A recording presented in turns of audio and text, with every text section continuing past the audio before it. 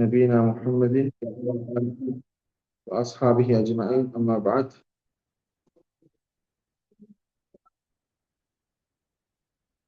மதிப்பிற்குரிய அல்லாஹ் நல்லடியார்களே, நாங்கள் நபி ஸல்லல்லாஹு அலைஹி வஸல்லம் அவர்களுடைய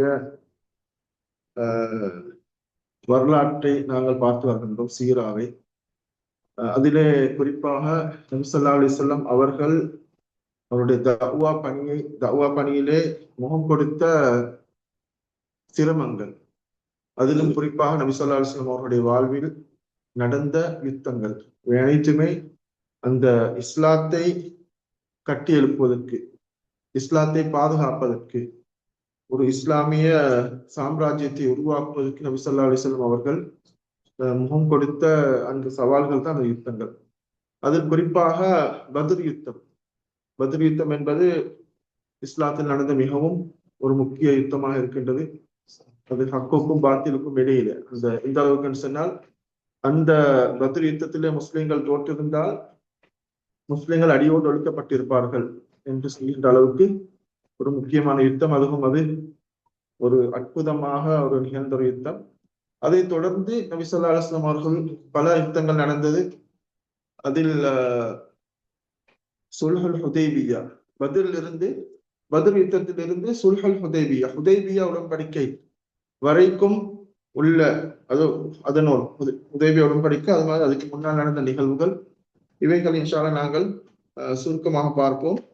நபி ஸல்லல்லாஹு அலைஹி வஸல்லம் அவர்கள் பத்ர் யுத்தம் முடிந்ததன் பின்னால் நபி ஸல்லல்லாஹு அலைஹி வஸல்லம் அவர்கள் மதீனாவுக்கு வருகின்ற போது, மதீனாவுல பல இனங்கள் வாழ்ந்தாங்க. அது குறிப்பாக யூதர்கள் பல 3 கோத்திரத்துல வாழ்ந்தாங்க. ஒன்று பனு கைனுகா, அடுத்தது பனு நவீர், அடுத்தது பனு குறைதா. இந்த 3 கோத்திரங்களும் மதீனாவிலே அவர்கள் வசித்தார்கள். அவர்கள் யூத கோத்திரங்கள். அவர்கள் அது அல்லாஹ்வுடைய ஏற்பாடு. நபி ஸல்லல்லாஹு அலைஹி வஸல்லம் அவர்கள் இஸ்லாம் இஸ்லாமிய மார்க்க நபி ஸல்லல்லாஹு அலைஹி வஸல்லம் அவர்களுக்கு இறங்கப்படுகின்றது. அப்ப அந்த இஸ்லாத்தை உண்மைப்படுத்தும் விதமாகத்தான் அல்லாஹ் தஆலா என்ன செய்தாங்க, முன்னைய சமூகங்கள், முன்னைய நபிமார்களுடைய அந்த அவர்களுடைய அந்த பக்காயாக்கள், அவர்களை பின்பற்றியவர்கள் சொல்லக்கூடியவர்கள், இந்த வேதம் கொடுக்கப்பட்டவர்களை அல்லாஹ் தஆலா மீதமாக வைத்திருந்தது இஸ்லாத்துக்கு இஸ்லாம் உண்மை என்பதற்கு ஒரு ஆதாரம். அல் குர்ஆனுக்கு முன்னாலும் அல்லாஹ்வுடைய வேதங்கள் இறங்கியது, அல்லாஹ்வுடைய தூதர்கள் வந்தார்கள், அவர்கள் இஸ்லாத்தை தௌஹீதை போதித்தார்கள் என்பதற்கு ஒரு ஆதாரமாகத்தான் அந்த முன்னிய வேதம் கொடுக்கப்பட்டவர்கள் இருக்கின்றார்கள். அவர்களுக்கு சொல்லி ஒரு தனி சிறப்பும் தனி சட்டமும் இஸ்லாத்திலே இருக்கின்றது.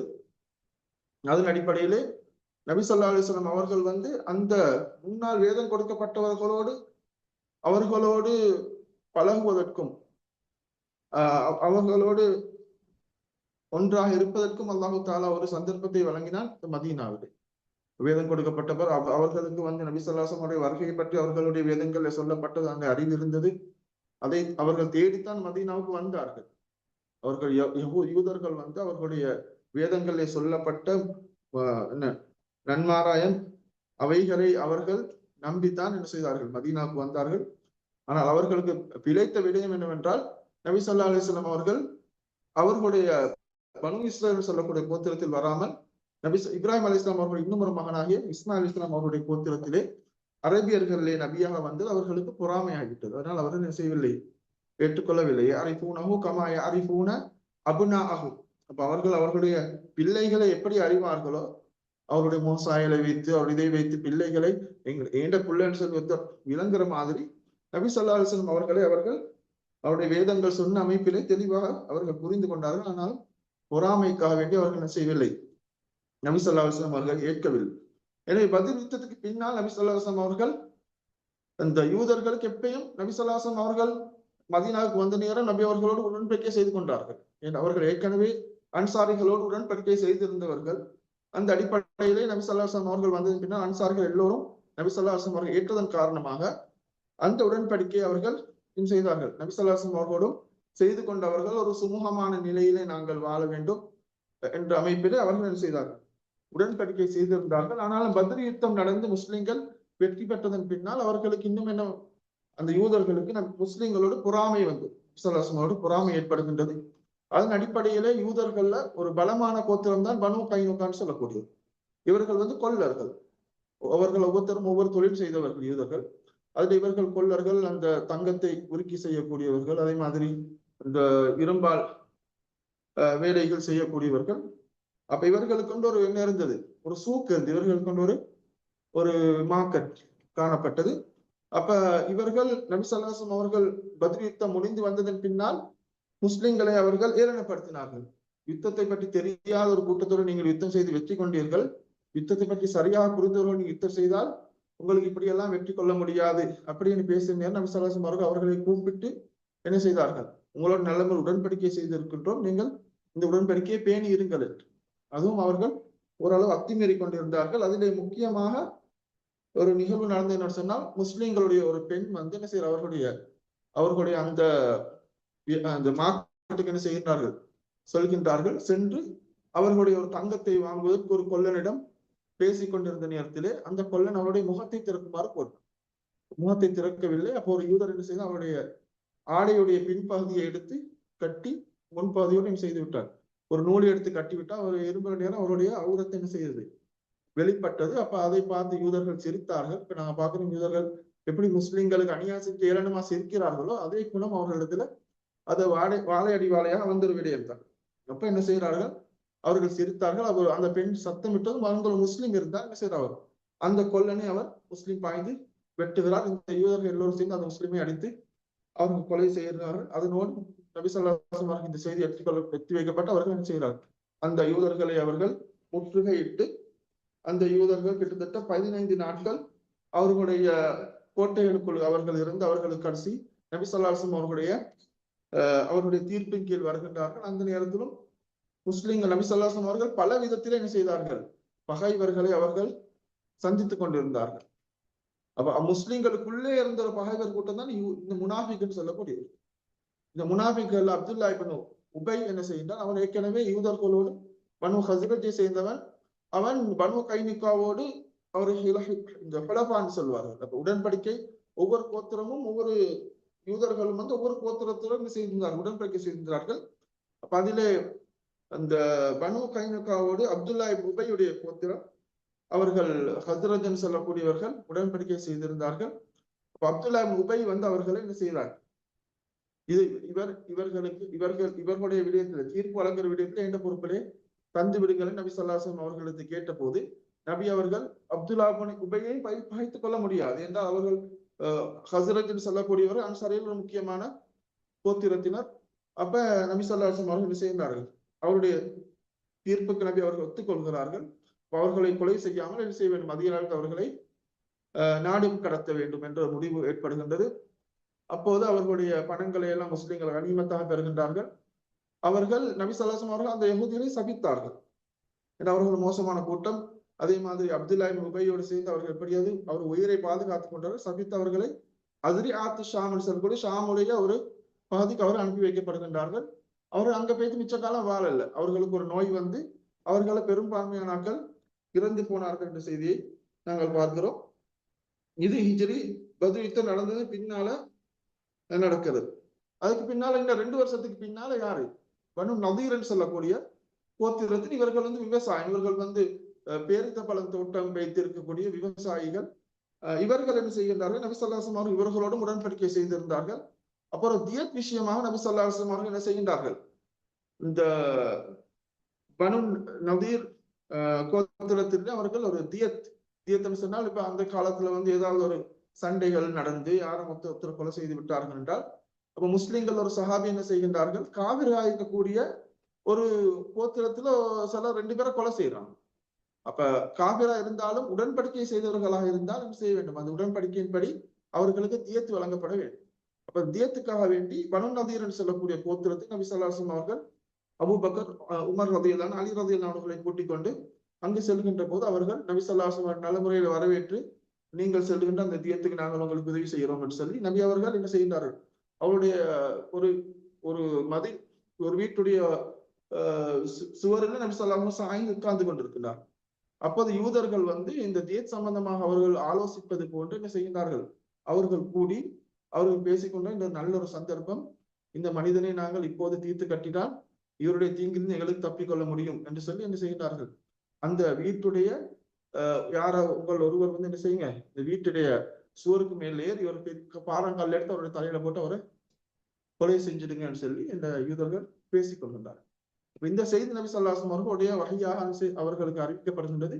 உடைய நபி ஸல்லல்லாஹு அலைஹி வஸல்லம் அவர்கள் சஹாபாக்களை கூட்டிக் கொண்டு அவர் அங்கிருந்து வெளியே வருகிறார்கள். அப்போது அவர்கள் மதீனாவுக்கு வருகின்ற போது இன்னும் ஒரு சஹாபி அவர்களை பின்தொடர்ந்து வந்து அவருக்கு இந்த செய்தி வந்து என்ன செய்கின்றது, நபி அவர்களுக்கு வஹி மூலமாக அறிவிக்கப்படுகின்றது. இந்த நபி தோழருக்கு வந்து இந்த செய்தி எப்படி சரி அவர்களுக்கு இது நிதர்சனமாக இந்த சஹாபி இந்த விஷயத்தை அறிந்து நபி அவர்களிடத்திலே வந்து சொல்லுகின்றார்கள். உடனே நபி ஸல்லல்லாஹு அலைஹி வஸல்லம் அவர்கள் அவர்களை முற்றுகையிடுகின்றார்கள். இவர்களும் ஒரு கிட்டத்தட்ட 15 நாட்கள் என்ன செய்தவர்கள் முற்றுகையிலே இருந்த போது அப்துல்லா உபை தான் இவருடைய விஷயத்திலும் என்ன செய்கின்றார், பேச வருகிறான்.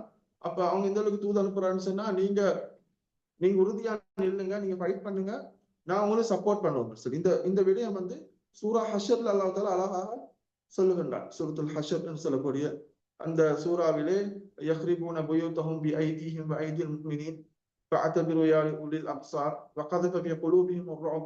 அவர்களுடைய உள்ளத்திலே அல்லாஹ் தஆலா என்ன செய்தான், பயத்தை போட்டான். அப்ப அவர்கள் முற்றுகையில் இருந்து பலமாக இருந்தார்கள், நாங்கள் என்ன செய்யலாம், இவர்களோடு சண்டை பிடிக்கலாம் என்றதில்லை. ஆனால் அல்லாஹ் தஆலா என்ன செஞ்ச, அவர்கள் உள்ளத்துல பயத்தை போட்டு நபி ஸல்லல்லாஹு அலைஹி வஸல்லம் இடத்திலே அவர்கள் சரணடைகின்ற நிலைமை வருகின்றது. அப்புறம் நபி ஸல்லல்லாஹு அலைஹி வஸல்லம் அவர்கள் என்ன செய்கின்றார்கள், அவர்களை முற்றுகிட்டு அவர்களுடைய பேரித்தம்பழ தோட்டங்களை எல்லாம் என்ன செய்யறார், அல்லாஹ்வுடைய கட்டளைப்படி என்ன செய்யறார், அழித்து அவர்களுடைய வீடுகளையும் யஹ்ரிபூன புயூதஹும் பிஐதீஹிம் வஐதில் முஃமினீன். அப்ப இவர்கள் வந்து முஸ்லிம்கள் இந்த வீடுகளை கனிமத்தாக பெறுவார்கள் என்ற பொறாமையில் என்ன செய்யறார், அவர்களுடைய வீட்டை அவர்கள் சேதப்படுத்துகிறார்கள். முஸ்லிம்களை சேர்ந்து அவர்களுக்கு அவர்களுடைய வீட்டை என்ன செய்கிறார்கள், சேதப்படுத்தி அவர்களுடைய இன்னும் அவர்களுடைய பொறாமையை அந்த புரோதத்தை இன்னும் தீனி போடுகின்ற மாதிரி முஸ்லிம்களும் அதற்கு பதிலாக அவர்கள் சேதப்படுத்தினார்கள் செய்தியை பார்க்கிறோம். அப்ப இவர்களும் வந்து நாடு கடத்தப்படுகிறார்கள். இவர்களை பெரும்பான்மையானாக்கள் வந்து ஹைபர் என்று சொல்லக்கூடிய பகுதிக்கு, அங்கே ஏற்கனவே யூதர்கள் இருந்தார்கள், அங்க போய் சேர்கின்றார்கள். இன்னும் ஒரு கூட்டம் அவர்களிடையே ஷாமுக்கு போனதாக சொல்லப்படுகின்றது. ஹிஜ்ரி நாளிலே நடைபெறுகின்ற விடயம்.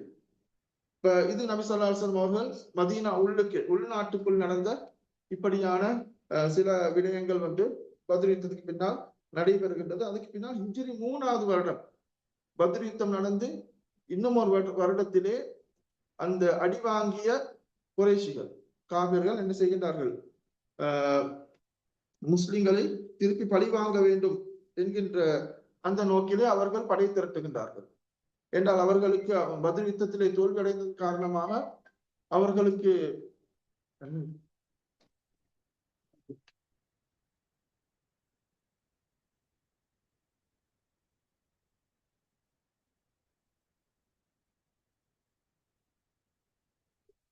இப்ப உஹது யுத்தம் வந்து நாங்க பார்க்கிறோம் ஒரு முக்கியமான யுத்தம். அப்ப இது வந்து பத்ரிலே அவர்களுக்கு வாங்கி அடி அவர்கள் திருப்பி கொடுக்க வேண்டும் என்கின்ற நோக்கத்திலே மக்கா காவிர்கள் படை திரட்டுகிறார்கள். கிட்டத்தட்ட 3000 பேர் கொண்ட படையை என்ன செய்கின்றார்கள் குறைஷிகள். அதே போல குறைஷி அவர்களுக்கு இடையில் அவர்களோடு உடன்படிக்கை செய்தவர் ஹுலஃபாக்கள் சொல்லக்கூடிய அவர்களுடைய நட்புறவு கொண்ட அந்த கோத்திரங்களை அவர்கள் என்ன செய்கின்றார்கள், அவர்கள் ஒன்று திரட்டி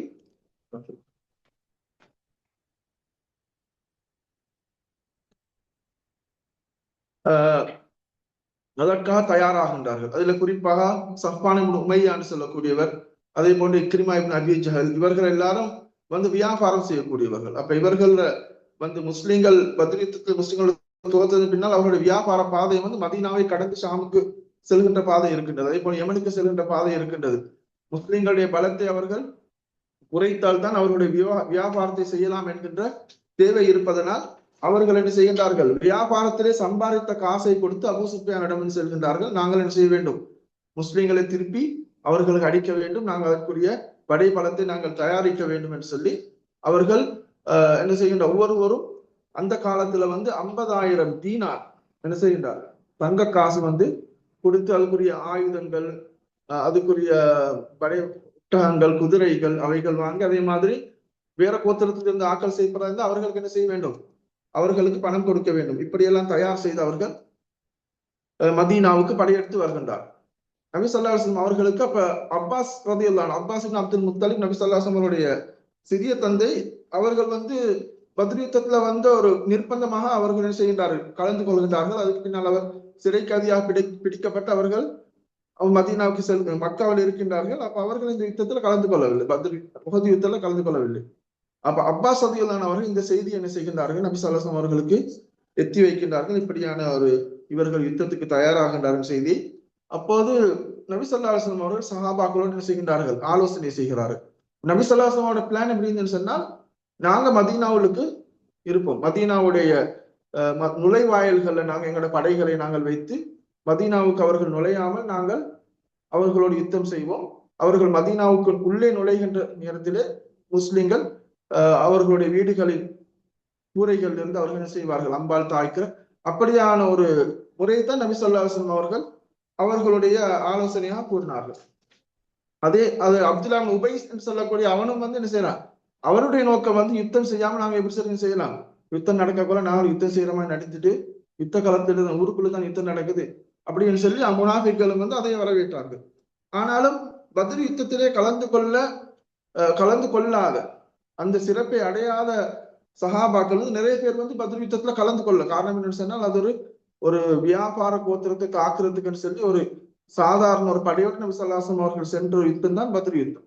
இப்ப நிறைய சஹாபாக்கள் பத்ர் யுத்தத்துல கலந்து கொள்வதற்குரிய அந்த பாக்கியம் அவருக்கு கிடைக்காத நிறைய சஹாபாக்கள் என்ன செய்தார்கள், நாங்கள் அந்த சிறப்பை இந்த யுத்தத்தில் நாங்கள் அடைந்து கொள்ள வேண்டும், நாங்கள் ஒரு படையை தயார் செய்து அவர்கள் ஒரு படையோடு நாங்கள் போய் அவர்களை மோத வேண்டும் என்று சஹாபாக்கள் ஆர்வம் கொண்டு அவர்கள் அந்த ஆலோசனையை நபி ஸல்லல்லாஹு அலைஹி வஸல்லம் சொன்ன நேரத்தில் நபி அவர்கள் என்ன செய்தார்கள், அதற்கு அவர்கள் ஒத்துக்கொண்டு நாங்கள் பகைவர்களை எதிர்கொள்வோம்.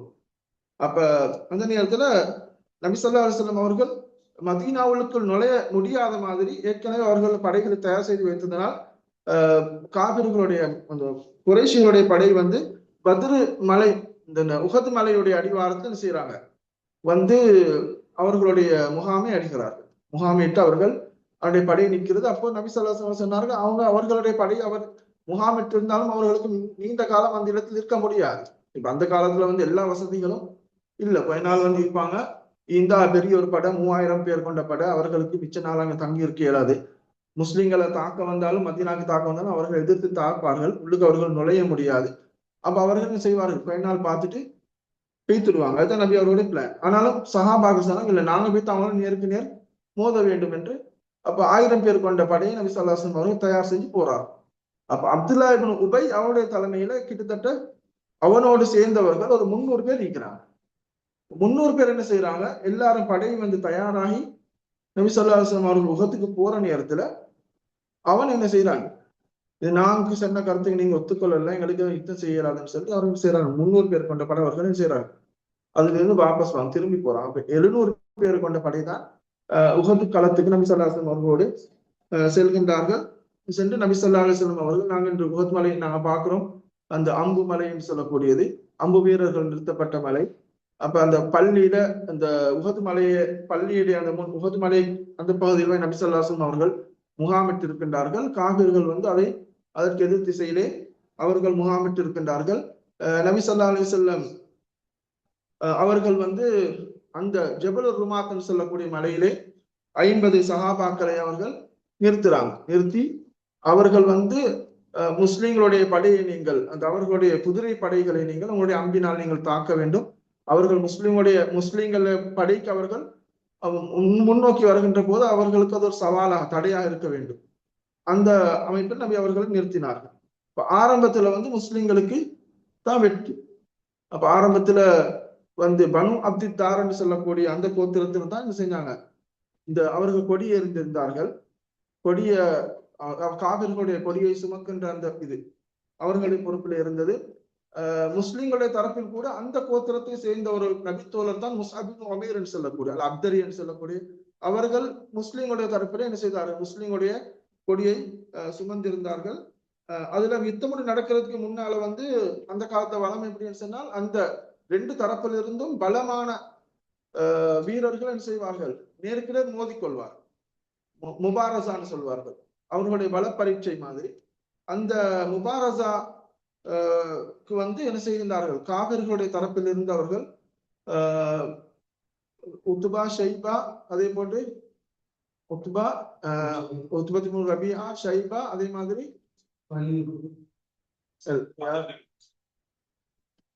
உத்பா ஷைபா, அதே மாதிரி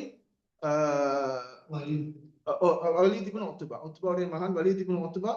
இந்த 3 பேரும் என்ன செய்கின்றார்கள், அவர்கள் முன் வந்து முஸ்லிம்களுடைய தரப்பில் இருந்து அவர்களுக்கு என்ன செய்கின்றார்கள், அவர்களோடு யுத்தம் செய்வதற்கு, இந்த மல்யுத்தம், நேருக்கு நேர் யுத்தம் செய்வதற்கு அவர்கள் அழைக்கின்றார்கள். அன்சாரிகள் சில சகாபாக்கள் முன் வருகின்ற போது அவர்கள், எங்களுக்கும் அன்சாரிகளுக்கும் எந்த பகையும் இல்லை, எங்களுடைய கோத்திரத்திலிருந்து எங்களுக்கு தேவை என்று சொல்லுகின்ற நேரத்தில் சரி சரி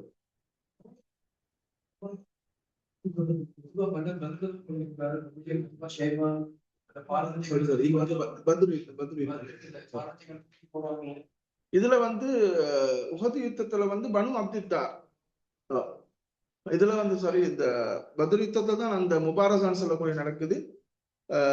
உஹதுல வந்து அது நடந்ததாக எனக்கு சரியா இருந்தது. அப்புறம் பனு அப்தித்தார், அதுல மெயினாக கொடி சுமந்தவர்கள் வந்து என்ன செய்யறாங்க, அலி ரலியல்லாஹு அவர்கள் வந்து அது பனு அப்தித்தார்ல கொடி சுமந்தவர்கள் எல்லோரையும் என்ன செய்யறார்கள், அவர்கள் கொலை செய்கின்றார்கள். கடைசியில அந்த பனு அப்தித்தார்னு சொல்லக்கூடிய அவரோட கோத்திரத்திலிருந்து ஒரு அடிமை பெண் தான் அந்த கொடியை சுமந்தார்கள் என்று சொல்லுகின்ற செய்தியை நாங்கள் பார்க்கிறோம். ஆரம்பத்துல முஸ்லிம்களுக்கு வந்து வெற்றி, அவர்கள் வந்து என்ன செய்யறாங்க, புறமுதுகு காட்டி ஓடுகிறார்கள் காபிர்கள். அப்ப அந்த நேரத்துல முஸ்லிம்கள் அவர்களை விரட்டி அடித்துக் கொண்டிருக்கின்றார்கள். அப்போது அந்த அம்பு மலையின் மேல் இருந்த அந்த சஹாபாக்கள் அவங்க பாக்குறாங்க, அப்துல்லா இப்னு ஜுபைர் ரலியல்லாஹு அவருடைய தலைமையிலே இந்த இருந்த அந்த 50 சஹாபாக்கள்ல, அப்ப அவர்களை கிட்டத்தட்ட 40 பேர் என்ன செய்கின்றார்கள், அவருடைய பேச்சை கேட்காம, நீங்கள் என்ன நபி ஸல்லல்லாஹு அலைஹி வஸல்லம் அவர்கள் யுத்தத்துக்கு ஆரம்பத்துல வந்து நீங்கள் எக்காரணம் கொண்டும் நீங்கள் செய்ய வேண்டாம், இந்த மலையிலிருந்து நீங்கள் இறங்க வேண்டாம் என்று நபி அவர்கள் சொன்னார்கள். ஆனாலும் அதை கேட்காமல் அவர்கள் இறங்கி அவர்களும் அந்த காபிர்களை விரட்டி அடிப்பதற்கு அவர்கள் வந்து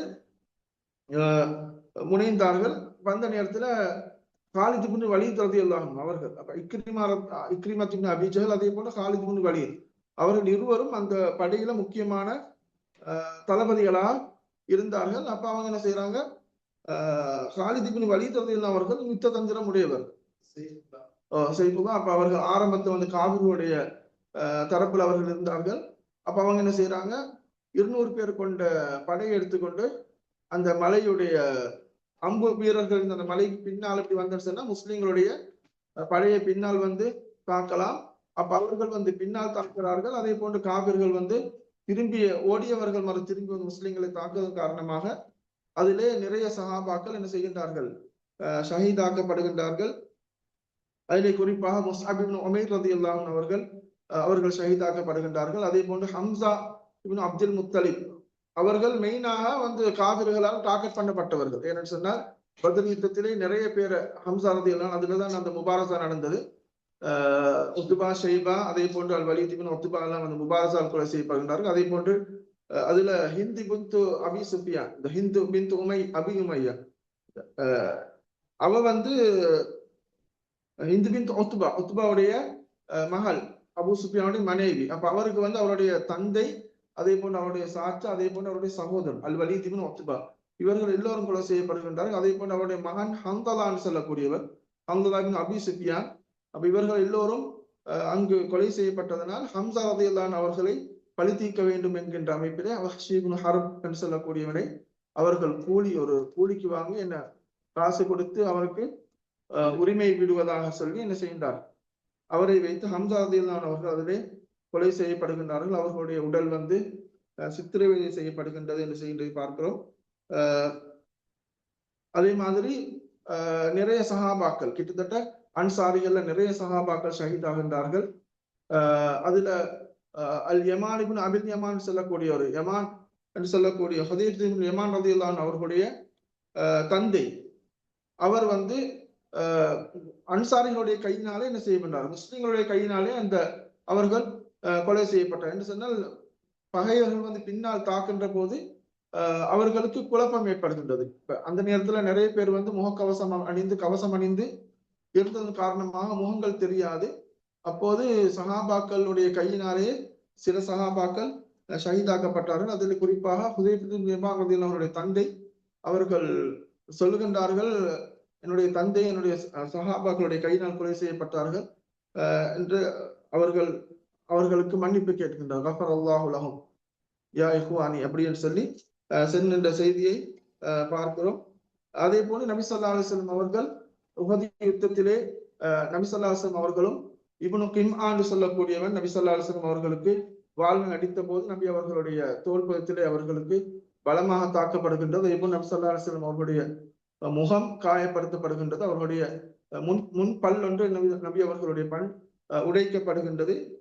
நபி ஸல்லல்லாஹு அலைஹி வஸல்லம் அவர்களை அந்த சந்தர்ப்பத்திலே நபி ஸல்லல்லாஹு அலைஹி வஸல்லம் அவர்களை மிகவும் பாதுகாத்த ஒரு நபித்தோழர் தான் தல்ஹா இப்னு உபைதுல்லாஹ் ரலியல்லாஹு அன்ஹு. அவர்களுடைய கை ஒன்று நபி அவர்களை முன்னோக்கி வந்த நிறைய அம்புகள் நபி ஸல்லல்லாஹு அலைஹி வஸல்லம் முன்னோக்கி வந்த அம்புகளை அவர்கள் கையினால் தடுத்ததன் காரணமாக தல்ஹா ரலியல்லாஹு அன்ஹு அவருடைய கை சூகையாகியது என்கின்ற செய்தியை பார்க்கிறோம். அதே போன்று அலி ரலியல்லாஹு அன்ஹு அவர்களும் நபி ஸல்லல்லாஹு அலைஹி வஸல்லம் அவர்களை தூக்கி கொண்டு போய் உஹது மலையிலே ஒரு பகுதியிலே நபி அவர்களை வைத்தார்கள் என்கின்ற செய்தியை பார்க்கிறோம். அந்த நேரத்திலே நபி ஸல்லல்லாஹு அலைஹி வஸல்லம் அவர்கள் கொலை செய்யப்பட்டார்கள் என்கின்ற ஒரு வதந்தி பரவியதன் காரணமாக இன்னும் முஸ்லிம்களுக்கு இடையில் நடந்தது, ஒரு குழப்பம் ஏற்பட்டது. அதனால் நிறைய பேர் புறமுதுகு காட்டி நபி அவர்கள் கொலை செய்யப்பட்டு விட்டார்கள், அப்ப இஸ்லாம் முடிந்தது என்ற மாதிரி ஒரு செய்தியை கேட்டு சிலர் புறமுதுகு காட்டி ஓடினார்கள். அதனால் குழப்பம் ஏற்பட்டது. அதுக்கு பின்னால் நபி ஸல்லல்லாஹு அலைஹி வஸல்லம் அவர்கள் உயிரோடு இருக்கிறார்கள் என்கின்ற செய்தி அவர்களுக்கு வந்ததும் திருப்பி எல்லோரும் என்ன செய்கிறார்கள், ஒன்று சேர்ந்தார்கள். அபூபக்கர், உமர் ரலியல்லாஹு அன்ஹு அவர்கள் எல்லோரும் நபி அவர்களோடு இருந்து திருப்பி முஸ்லிம்கள் யுத்தத்துக்கு தயாராகிற நேரத்தில் அபூ சுஃபியான் என்ன செஞ்சாங்க, எங்களுக்கு இந்த கிடைச்ச வெற்றி போதும், இப்ப அவனுக்கு இருந்திருந்தா என்ன செய்யலாம், முஸ்லிம்கள் அடியோடு ஒழிப்பதற்குரிய ஒரு சந்தர்ப்பம் இருந்தது. மதீனாவுக்குள் நுழைந்து அங்கு தாக்குதல் நடத்தி பெரிய அளவில் ஒரு சேதத்தை ஏற்படுத்துவதற்கு அவர்களுக்கு முடியுமா இருந்தது. ஆனால் அபூ சுஃபியான் பார்த்தால் எங்களுக்கு போன தோல்விக்கு இந்த வெற்றி எங்களுக்கு போதும் என்று சொல்லி அவன் செய்கிறார். அவர் அந்த வெற்றியை அவர்கள் போதுமாக்கி கொண்டவர்கள் திரும்புகிறார்கள். நபி ஸல்லல்லாஹு அலைஹி வஸல்லம் அவர்கள் அதற்கு பின்னால் அதை தொடர்ந்து ஒரு நடந்த யுத்தம் தான் ஹம்ராவுல் அசத் என்று சொல்லக்கூடியது. நாங்கள் அந்த எம்பு மதீனாவோட அந்த எம்பு ரோட்டுக்கு அந்த பகுதிக்கு ஹம்ராவுல் அசத் அந்த இடம் வரைக்கும் நபி அவர்கள் என்ன செய்தார்கள், அந்த காயத்தோடு அந்த அவர்களுக்கு ஏற்பட்ட அந்த அடியோடு அவர்கள் என்ன செய்தார்கள், திருப்பி எழுந்து அவர்கள் சஹாபாக்களை அவர்கள் ஒன்று திரட்டி கொண்டு அந்த மக்கா காவிர்களை நாங்கள் என்ன செய்ய வேண்டும், மதீனாவிலிருந்து விரட்ட வேண்டும், எங்களுடைய பலத்தை நாங்கள் திருப்பி நிரூபிக்க வேண்டும் என்று அவர்களை பின்தொடர்ந்து சென்ற யுத்தம் தான் ஹம்ரா உல் அசத் என்று சொல்லக்கூடிய அந்த யுத்தம். அதே போன்று ஹிஜ்ரி 5 நடைபெறுகிற சம்பவம் தான் கந்தக் யுத்தம். சரியா சார்? 10 நிமிஷம்.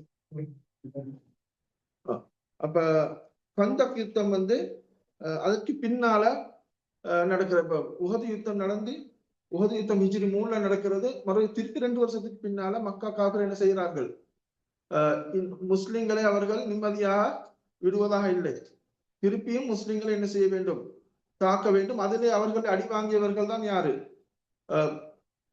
பனு நதீர் சொல்லக்கூடிய ஹைபர்ல இருக்கக்கூடிய. அப்ப இவர்கள் அதே போன்று ஏனைய கோத்திரங்கள் குறைஷிகள் எல்லோரும் சேர்ந்து முஸ்லிம்களை அடியோடு ஒழிப்பதற்கு செய்த ஒரு திட்டம் தான் கந்தக் யுத்தம் என்று சொல்றது. அப்ப யகூதிகள் வைத்து பாக்குறாங்க, இப்ப எதிரிக்கு எதிரி நண்பன் மாதிரி யகூதிகள் பாக்குறாங்க மக்கா காபிர்கள் முகமதோடு எதிரியா இருக்கின்றார்கள். அதே போன்று சில பனு கத்தபான் சொல்லக்கூடிய அவர்கள் ஒரு விதமான கொள்ளைக்காரர்கள்.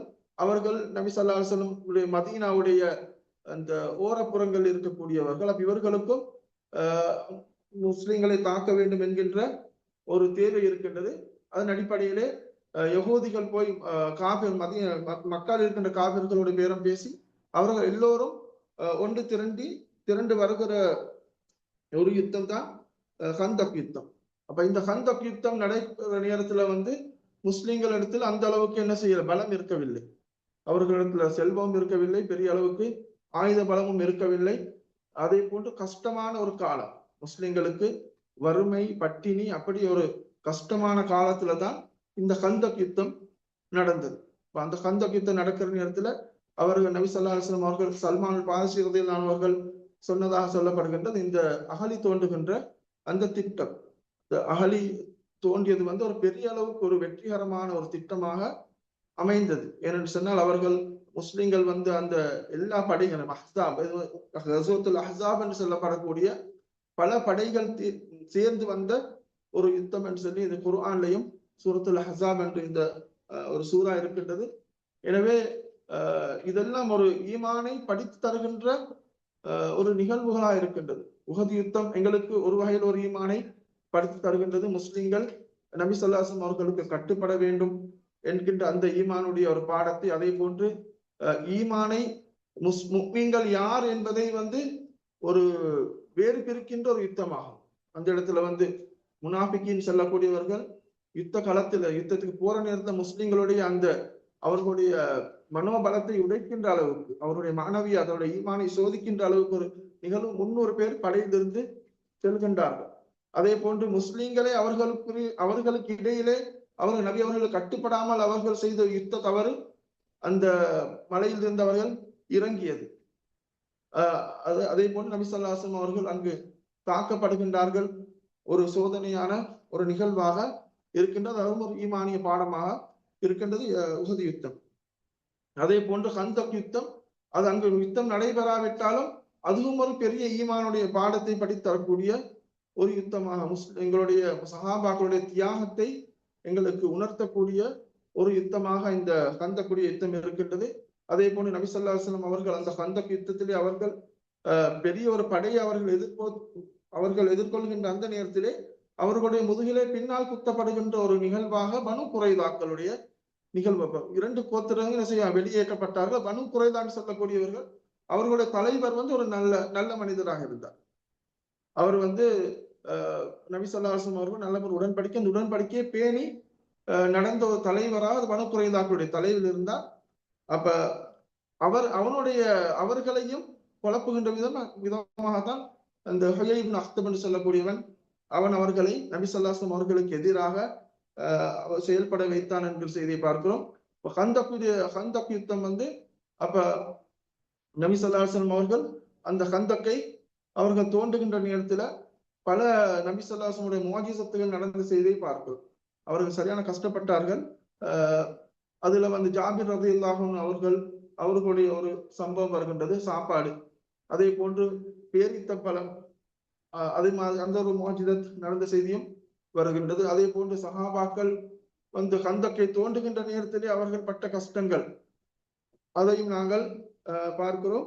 அப்ப கந்தக் யுத்தம் நடக்கிற நேரத்துல ஒரு நிகழ்வு தான் ஜாபிர் ரலியல்லாஹு அவருடைய செய்தி. நபி ஸல்லல்லாஹு அலைஹி வஸல்லம் அவர்கள் என்ன செய்யற, சஹாபாக்கள் எல்லோரும் கஷ்டப்பட்டு கந்தக் அந்த குழியை தோண்டு கொண்டிருக்கின்ற நேரத்திலே ஒரு சஹாபி நபி ஸல்லல்லாஹு அலைஹி வஸல்லம் சொல்கின்ற, யார சொல்லலாம், நான் பசி காரணமாக வயிற்றிலே நான் என்ன செய்திருக்கிறேன், கல்லை கட்டியிருக்கிறேன் என்று சொல்கின்றார். அப்போது நபி ஸல்லல்லாஹு அலைஹி வஸல்லம் அவர்கள் அவர்களுடைய ஆடையை தூக்கி காட்டுகிறார். நபி அவர்கள் 2 கற்களை வயிற்றிலே பலமாக வயிற்றை என்ன செய்து தள்ளி கட்டி இருக்கின்றார். என்ன காரணம் என்றால் அந்த பசியுடைய கொடுமை உண்டு. அடுத்தது அவருடைய உடல் வந்து கொஞ்சம் என்ன செய்யும், அதை கட்டினால் கொஞ்சம் தாக்கி பிடிக்கும், எந்த ஒரு வேலையும் செய்யலாம், அதற்காக வேண்டி அவர்கள் கற்களை கட்டியிருந்தார்கள்.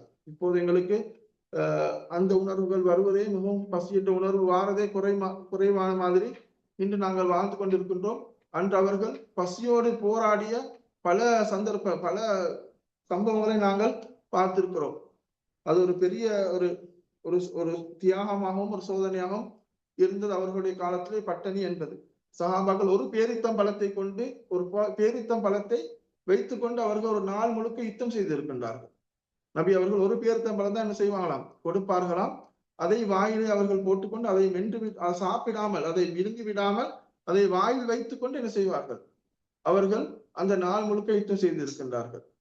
அப்படி ஒரு தியாகத்தை எங்களுக்கு கற்றுத்தந்த ஒரு வரலாறு தான் இந்த சஹாபாக்களுடைய. அதே போன்று நபி ஸல்லல்லாஹு அலைஹி வஸல்லம் வரலாறு. நம்ம கந்தக் யுத்தத்துல ஜாபிர் ரலியல்லாஹு அன்ஹு அவர்கள் பார்க்கின்றார்கள், நபி ஸல்லல்லாஹு அலைஹி வஸல்லம் அவர்கள் கடுமையான பசியில இருக்கின்றார்கள். அப்ப அவருடைய மனைவி இடத்திலே போய் கேட்கின்றார்கள், நபி அவர்கள் பசியில இருக்கின்றார்கள், வீட்டுல ஏதாவது இருக்கின்றதா அவர்களுக்கு சாப்பாடு சமைப்பதற்கு என்று. அப்ப அவர்கள் சென்றால் கொஞ்சம் கோதுமைமா இருக்கின்றது, அதே போன்று வீட்டிலே ஒரு ஆடு இருக்கின்றது, நாங்கள் அதை என்ன செய்வோம், ஆட்டை அறுத்து கோதுமையை பிணைந்து ரொட்டி செய்து நபி ஸல்லல்லாஹு அலைஹி வஸல்லம் அவர்கள் சாப்பாடு செய்வோம். அப்ப அவருடைய மனைவிக்கு என்ன செய்யறா, அப்ப நீங்க அந்த சாப்பாடு ஏற்பாடு செய்யுங்க, நான் நபி ஸல்லல்லாஹு அலைஹி வஸல்லம் அவர்களுக்கு அறிவித்தவர்களை நான் ரகசியமாக கூட்டிக் கொண்டு வருகிறேன் என்று நபி ஸல்லல்லாஹு அலைஹி வஸல்லம் இடத்துல ஜாபிர் ரலியல்லாஹு அவர்கள் வருகின்றார்கள். வந்து நபி அவர்களிடத்திலே யார சொல்லலாம், வீட்டுல நாங்க சாப்பாடு செய்யறோம், நீங்களும் கொஞ்சம் பேரை கூட்டிக்கிட்டு சாப்பாட்டுக்கு வாங்க அப்படின்னு சொல்லி நபி அவர்கள் சொன்னா 10,000 கிட்டத்தட்ட ஒரு பெரிய கூட்டம் 3000 பேர் கொண்ட சஹாபாக்கள் இந்த ஹந்தக் இதில் அவர்கள் அந்த குழி தோண்டுகின்ற அந்த பணியில் அவர்கள் ஈடுபட்டு கொண்டு இருக்கின்றார்கள். அப்ப நபி அவர்கள் சொல்கின்றார்கள், ஜாபிர் உங்கள் எல்லோரையும் சாப்பாட்டுக்கு அழைக்கின்றார்கள், நீங்க எல்லோரும் வாருங்கள்.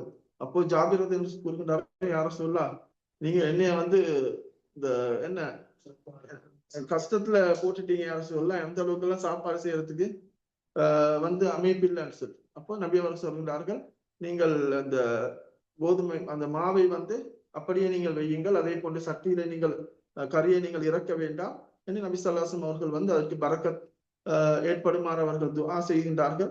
அந்த எல்லா சஹாபாக்களும் என்ன செய்கின்ற மாவு வந்து அவர்கள் அந்த மாவிலிருந்து அவர்கள் எடுக்க அந்த மாவு வந்து அதிகரித்து கொண்டிருக்கின்றது. அதே போன்று சட்டியிலிருந்து இறைச்சி எடுக்க அந்த சட்டி அதிலிருந்து இறைச்சி அதிகமாகிக் கொண்டே இருக்கின்றது. அந்த எல்லா சஹாபாக்களும் அவர்கள் சாப்பிட்டார்கள், எல்லோரும் வயிறு நிரம்பினார்கள்.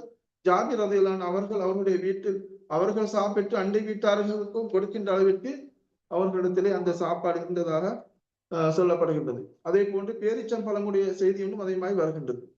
பேரிச்சம்பழம் ஒரு பெண்மணி நபி ஸல்லல்லாஹு அலைஹி வஸல்லம் அவர்கள் பேரிச்சம்பழத்தை கொடுத்தார்கள். அப்போது நபி அவர்கள் அதை குவியலாக வைத்து அதிலிருந்து நீங்கள் பேரிச்சம்பழத்தை எடுங்க என்று சொன்னார்கள். எடுக்க அந்த குவியல்ல பேரிச்சம்பழம் அதிகரித்துக் கொண்டிருந்தது என்கின்ற செய்தியை பார்க்கின்றோம். அது எல்லா சந்தர்ப்பத்திலும் அந்த மோஜிசத் நடந்ததாக இல்லை.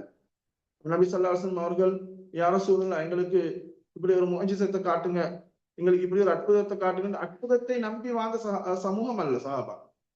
அந்த ஒரு ரசூல்லாவை ஒரு மெஜிக் காட்டுறவராகவோ, அதே போல நபி ஸல்லல்லாஹு அலைஹி வஸல்லம் அவர்கள் அல்லாஹ்விடத்திலே இருக்கிற நெருங்கிய தொடர்பை பாவித்து அல்லாஹ்விடத்தில் எந்த நேரம் துஆ கேட்டதாகவோ, எந்த நேரம் அற்புதங்களை நிகழ்த்தி கொண்டிருந்தார்களோ என்கிற செய்தியை பார்க்க சஹாபாக்கள் அந்த அளவுக்கு ஒரு பக்குவம் பெற்ற ஒரு கூட்டமாக இருந்தார்கள். ஒரு சந்தர்ப்பத்திலே அது நிகழ்ந்தது, அது எந்த நேரமும் நிகழ வேண்டும் என்று அவர்கள் எதிர்பார்க்கவும் இல்லை. நபி பனு இஸ்ரவேலர்கள் வந்து மூசா நபியிடத்திலேயோ அல்லது ஈசா அலைஹிஸ்ஸலாம் அவர்களிடத்திலேயோ அற்புதங்களை கேட்ட மாதிரி, சொகுசுகளை கேட்ட மாதிரி சஹாபாக்கள் அந்த நபி ஸல்லல்லாஹு அலைஹி வஸல்லம் கேட்டார்கள் என்று நாங்கள் பார்க்கவில்லை. ஈசா அலைஹிஸ்ஸலாம் அவர்கள் செய்தார்கள், எங்களுக்கு ஒரு சாப்பாட்டை மாயிதாவை இறக்கி வையுங்கள் என்று அந்த அவருடைய ஹவாரியங்கள் சொல்லக்கூடிய கேட்டார்கள். அதே போன்று மூசா அலைஹிஸ்ஸலாம் அவர்கள் பனு இஸ்ரவேலர்களுக்கு அல் மன் வ சல்வா என்று சொல்லக்கூடிய சுருக்கத்திலிருந்து அவர்களுக்கு என்ன செய்தார்கள், சாப்பாட்டை இறக்கி அவர்களுக்கு அந்த சாப்பாட்டை தின்று வாழ வைத்தார்கள். அதே போன்று அவர்களுக்கு அவர்களுடைய ஆடைகள் வந்து என்ன செய்யுமா, அவர்கள் தூங்கி எழும்புகின்ற போது அந்த ஆடைகள் அவர்களுக்கு சுத்தமாக இருக்கும். அதே மாதிரி அவர்களுக்கு அல்லாஹ் தஆலா மேகங்களை அவர்களுக்கு என்ன செய்தான், நிழல் கொடுக்கின்ற அளவுக்கு மேகங்களை அவர்களுக்கு அமைச்சு வச்சு அப்படி ஒரு சொகுசான வாழ்க்கை கொடுத்தும் கூட அவர்களுக்கு ஈமான் என்ன செய்ய இருக்கவில்லை, உறுதி இருக்கவில்லை. அவர் அடிக்கடி தடம் பெறக்கூடிய ஒரு கூட்டமாக பனு இஸ்ரவேல் இருந்தார்கள். ஆனால் சஹாபாக்கள் இந்த அற்புதங்களை கண்டு அவர்கள் அந்த அற்புதத்தோடு வாழ வேண்டும் என்று அவர்கள் எதிர்பார்க்கவில்லை. ஒரு சந்தர்ப்பத்தில் கிடைத்தது, அதை அவர்கள் அனுபவித்தார்கள். ஆனாலும் பல சந்தர்ப்பங்களில் அவர்கள் பட்டினியோடும் கஷ்டத்தோடும் இருந்தார்கள், சோதிக்கப்பட்டார்கள் என்கின்ற செய்தியை கற்றுக்கு தரக்கூடிய ஒரு நிகழ்வாக இந்த கந்தக்கூடிய நிகழ்வு ஏற்படுகின்றது. எனவே அல்லாஹ் தஆலா இந்த கந்தக் என்ற அந்த அகலியின் மூலமாக முஸ்லிம்களை ஒரு பேரழிவில் இருந்து இஸ்லாத்தை பாதுகாத்தான் என்கின்ற ஒரு விடயத்தை, அதே போன்று அல்லாஹ்வுடைய உதவியும் என்ன செய்தது, அதற்கு பின்னால் வந்தது. அவர்கள் பெரிய படை வந்து என்ன செய்யுது, மதீனாவில் அந்த அவர்கள் படையிட்டு இருக்கின்றார்கள். ஆனால் மதீனாவுக்குள் நுழைவதற்கு முடியாமல் இருக்கின்றது. முஸ்லிம்கள் கந்தக்கு பின்னால் இருந்து அவர்களை தாக்கின்றார்கள், அங்கு ஏகிறார்கள். அவர்களுடைய குதிரை படைகள் கூட அந்த கந்தக்கை தாண்டி வரைகிற அளவுக்கு அவர்கள் தோண்டி இருந்தார்கள். அதே மாதிரி அல்லாஹ் தஆலா முஸ்லிம்களுக்கு ஒரு கொடுத்த உதவிதான் கடுமையான குளிர்காற்றை அல்லாஹ் தஆலா அவர்களுக்கு அனுப்பினால். அதனால் அவர்கள் முகாமிட்டிருந்த இடத்தில் அவர்களும் மிச்ச நாள் இருக்க முடியவில்லை, கடுமையான குளிர். அதே போன்று அவர்களுக்கு சாப்பாடுகள் சமைத்து தின்றுவதற்கு அவருடைய சட்டிகளை வைத்தால் சட்டிகள் செய்துவிடும், அந்த கடுமையான காத்துல பறந்து வைத்திடும். நெருப்பு அவர்களுக்கு நெருப்பு பத்த முடியாது, நெருப்பு என்ன செஞ்சிடும், அணைஞ்சிடும். இப்படி அவர்கள் பார்த்தார்கள், இவர்கள் யுத்தம் செய்ய முடியாமல் இருக்கின்றது, இந்த இடத்திலிருந்து எங்களுக்கு வாழவும் முடியாமல், சமைத்து சாப்பிட்டு கொண்டு இருக்கவும் முடியாமல் இருக்கின்றது என்று படை என்ன செய்கின்றது, கலைந்து செல்லுகின்றது. அந்த சந்தர்ப்பத்திலே முஸ்லிம்களுக்கு பின்னால் முதுகிலே குத்துகின்ற அந்த பனு குறைதான் சொல்லக்கூடியவர் என்ன செய்யணும், அவர்கள் இந்த இதுல இவர்கள் துரோகிகளா இருந்தார். பகைவர்கள் என்ன செஞ்சார்கள், பகைவர்கள் நேரடியாக யுத்தம் செய்ய வந்தார்கள், அவர்கள் யுத்தம் செய்ய முடியாமல் போய்விட்டார்கள். யாரெல்லாம் துரோகிகளாக இருந்தார்களோ அவர்களுக்கு என்ன செய்ய அல்லாஹ் தஆலா கடுமையான ஒரு தண்டனையை கொடுத்தான். பனு குறைதான் சொல்லக்கூடிய அவர்கள் நபி ஸல்லல்லாஹு அலைஹி வஸல்லம் அவர்கள் அடுத்த எந்த கோத்திரத்துக்கும் அந்த இரண்டு பனு கைனுக்கு அதே போன்று பனு நதீர் இவர் இரண்டு கோத்திரமும் அவர்கள் நாடுதான் கடத்தப்பட்டார்கள், கொலை செய்யப்படவில்லை. ஆனா அந்த பனு குறைதான் சொல்லக்கூடியவர்களுக்கு ஒரு கடுமையான தண்டனை. சஅத் இப்னு முஆத், அப்ப அந்த இரண்டு கோத்திரம் அப்துல்லா இப்னு உபை அவனுடைய அந்த உதவியால் என்ன செய்தார்கள், தப்பி கொண்டார்கள். ஆனால் சஅத் இப்னு முஆத் அவர்கள் உறுதியான ஒரு சஹாபி, ஒரு நல்ல சஹாபி. அப்ப அவர்கள் அந்த யுத்தத்திலே ஏற்கனவே பாதிக்கப்பட்டு அவர்கள் அவருடைய மரண தருவாயில் அவர்கள் இருந்தார்கள். அப்ப அவர்கள் என்ன செய்யறாங்க, இவர்கள் என்ன செய்யப்பட வேண்டும், இவர்களுடைய ஆண்கள் எல்லோரும் கொலை செய்யப்பட வேண்டும், பெண்களும் சிறு பிள்ளைகளும் சிறை பிடிக்கப்பட்டு அவர்கள் அடிமையாக செய்யப்பட வேண்டும், விற்கப்பட வேண்டும் என்று அவர்கள் என்ன செய்தாங்க, தீர்ப்பு வழங்குகிறார்கள். அது நபி ஸல்லல்லாஹு அலைஹி வஸல்லம் அவர்கள் கூறினார்கள், அல்லாஹ் தஆலா 7 வானத்துக்கு மேலிருந்து வழங்கிய தீர்ப்பை நீங்கள் வழங்கினீர்கள் என்று சஅத் இப்னு முஆத் அவர்களுக்கு சொல்கின்றார்கள். அப்ப அந்த பனு குறைதாவிலே ஆண்கள் கிட்டத்தட்ட 700 கிட்டப்பட்டு அவர்கள் செய்யப்பட்டார்கள், கொலை செய்யப்பட்டு ஒரு ஒரு கிடங்கில் அவர்கள் போடப்பட்டார்கள். அவருடைய பெண்களும் பிள்ளைகளும் என்ன செய்யப்பட்டார்கள், அவர்கள் விற்கப்பட்டார்கள், அடிமைகளாக விற்கப்பட்டார்கள். அப்ப பனு இஸ்ரவேலை சேர்ந்து அந்த கோத்திரத்துக்கு ஒரு இழிவாக அது நடந்தது. அவர்கள் செய்த துரோகத்தின் காரணமாக அவர்கள் அரேபியர்களுக்கு என்ன செய்யப்பட்டார்கள், அடிமைகளாக விற்கப்பட்டு அதன் மூலமாக முஸ்லிம்களுக்கு ஆயுதங்கள் அது வாங்கப்பட்டதாக வரலாறு சொல்லப்படுகின்றது. அப்படியான ஒரு இழிவான ஒரு முடிவை அவர்களுடைய துரோகத்தின் காரணமாக அந்த பனு குறைதான் சொல்லக்கூடிய அந்த கோத்திரம் சந்திக்கின்ற அந்த வரலாறை நாங்கள் பார்க்கிறோம். அதிலே